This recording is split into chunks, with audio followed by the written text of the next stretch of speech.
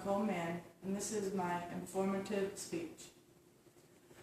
Cardiopulmonary resuscitation, or CPR, is an emergency medical procedure for restoring normal heartbeat and breathing to victims of cardiac arrest.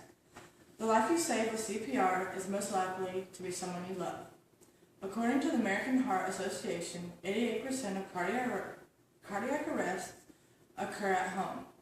With the help of the American Heart Association, the Better Health Channel, and Dr. Eisenberg's article, I will be teaching you steps of CPR, which are to assess the scene in person, to yell for help and call 911, check for breathing, to start the cycle of CPR with 30 chest compressions, give 2 breaths, and then to continue the cycle of CPR until advanced life support personnel arrives. Like in any emergency situation, you first have to make some assessments. The first step is to assess the scene for safety and to check the person down for responsiveness. You have to make sure the scene is safe first because you can't help if you get hurt too. To check for responsiveness, shake or tap the person and shout, "Are you okay?"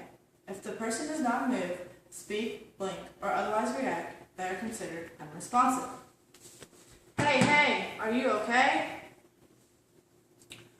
Next, you have to get help on the way. As soon as you find an unresponsive person, yell for help. It is better to have too much help than too little. Help! I need help! If someone comes, tell them to call 911. If no one responds to your plea for help, you will have to call 911 yourself. Then it is time to check to see if the person is breathing. Check for breathing for at least 5 seconds, but no more than 10 seconds.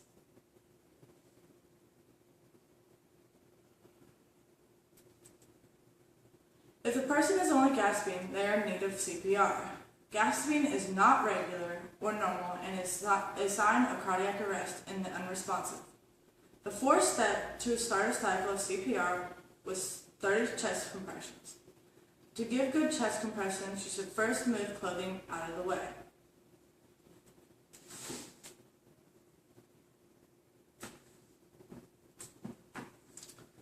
Put the heel of your first hand on the lower half of the breastbone. Then put the heel of your second hand on top of the first and interlock the fingers. Finally, push straight down at least 2 inches with each compression. After each compression, let the chest come back up to its normal position to allow blood to flow back into the chest.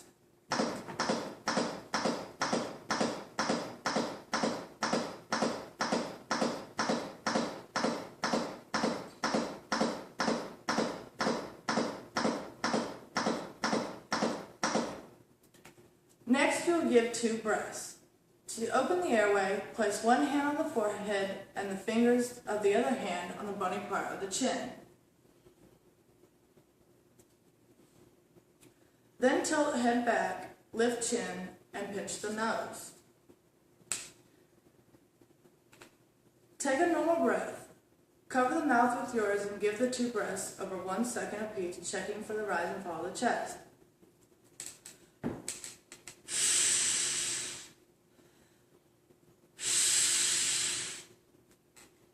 When giving the breaths, never interrupt compressions for more than 10 seconds so that you can still maintain good blood flow to the vital organs. The final step is to continue the cycle of 30 compressions and 2 breaths until the paramedics arrive. If a second rescuer is present, be sure to switch roles after at least 2 minutes to continue to give effective compressions.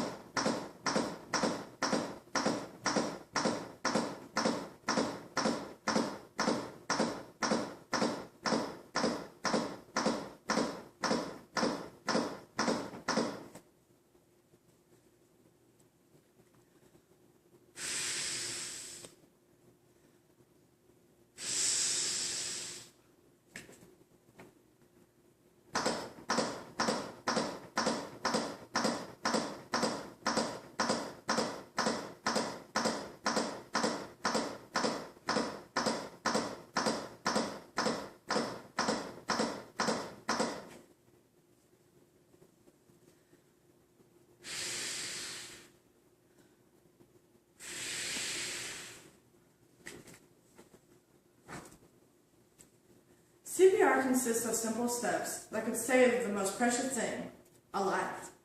Such points include assessment of safety and responsiveness, calling for help, checking for breathing, giving 30 compressions, giving 2 breaths, and continuing the CPR cycle of 30 compressions to 2 breaths until paramedics arrive.